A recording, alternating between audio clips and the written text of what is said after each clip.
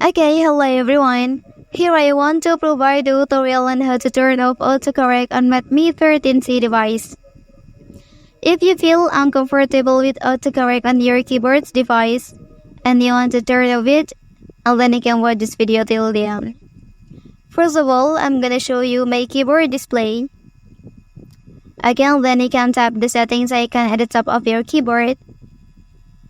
Well, after that, here you can select the text correction option.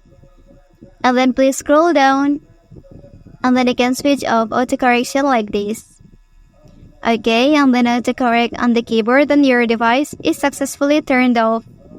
Well, that's the tutorial on how to turn off autocorrection on Redmi 13c device.